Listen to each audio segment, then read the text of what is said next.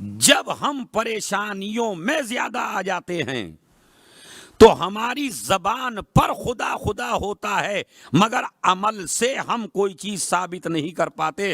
مگر یہ آل محمد کا طریقہ ہے۔ دشمن اس لیے مطمئن ہے کہ ہم نے قید میں ڈال دیا، اور امام اس لیے مطمئن ہے کہ میرا رابطہ خدا سے گہرا ہو گیا۔ صلوات بھیجے محمد اور آل محمد۔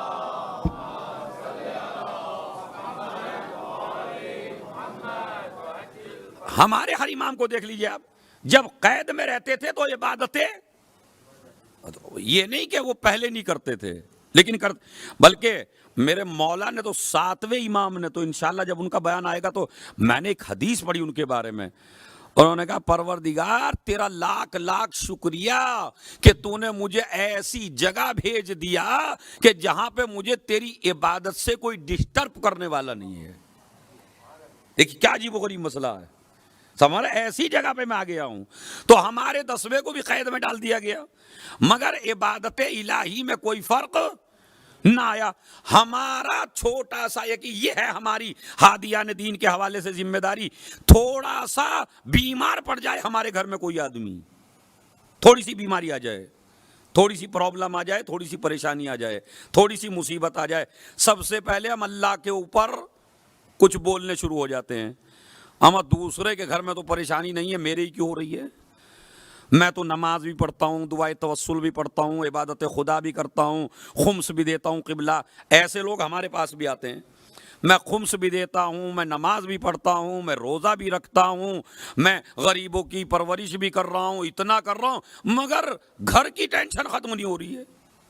کبھی اماں بیمار ہیں، کبھی ابا بیمار ہیں، کبھی بیوی بیمار ہے، کبھی بچے بیمار ہیں، تو یہ کیا ہو رہا؟ شک کرنے لگتا ہے اپنے معبود کے اوپر۔ حالانکہ شک کرنے کے بجائے یا صبر سے کام لو یا شکر سے کام لو، اس لیے کہ وہ کبھی دے کے آزماتا ہے، کبھی لے کے آزماتا ہے، اور امتحان اسی کا لیتا ہے جس کو پسند کرتا ہے۔ ہر کسی کا امتحان نہیں لیتا ہے۔ گھبرا جاتے، پتہ نہیں کیا ہو رہا، مطلب ایسا لگتا ہے جیسے ہم نماز کا بدلہ یہیں لینا چاہتے ہیں اللہ میاں سے۔ جتنے روزے رکھے ہیں بھائی، اس کا مقصد کیا ہے؟ پھر نماز پڑھ رہا ہوں، خمس دے رہا ہوں، عبادت خدا کر رہا ہوں، یہ کر رہا ہوں، وہ کر رہا ہوں، پھر بیماری گھر سے نہیں جا رہی، تو اس کا مطلب ہے جو کر رہا ہے اس کا یہی حساب کرنا چاہتا ہے۔ تو جب اس چیز کا یہی حساب کر لے گا تو وہاں کے لیے کیا ہے پھر؟ بات سمجھ رہے ہیں؟ اچھا، یہ کچھ سوچنے سے آپ کے کچھ ہونے والا نہیں ہے۔ اگر آپ اس طرح کا سوچ رہے ہیں تو آپ کی سوچ اس کے حکم کو نہیں بدل سکتی ہے۔ اگر اس نے سوچ لیا کہ آپ کو پریشان کرنا ہے تو کرے گا۔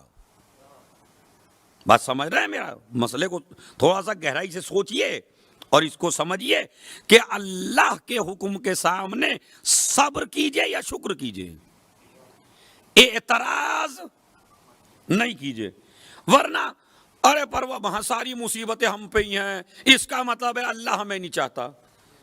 تو یہ بتائیے، آپ نے زیادہ پریشانیاں اٹھائی ہیں، آل محمد نے زیادہ اٹھائی؟ بتائیے، ہاں بھائی جوانوں، آل محمد نے زیادہ اٹھائی؟ اچھا، سب سے محبوب کون تھے اللہ کے؟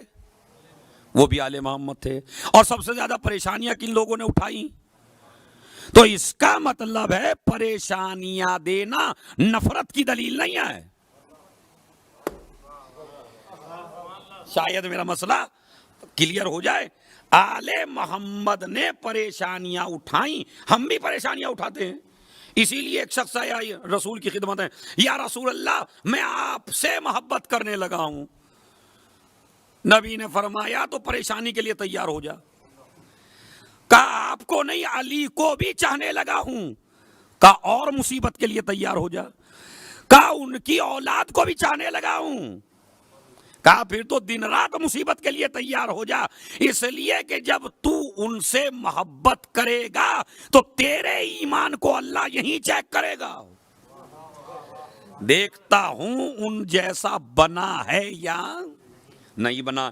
تو پریشانیوں میں ایک ہی آپ کی زبان پہ فکرہ ہونا چاہیے، پروردگار جس حال میں تو رکھے تیرا بندہ اسی حال میں راضی ہے۔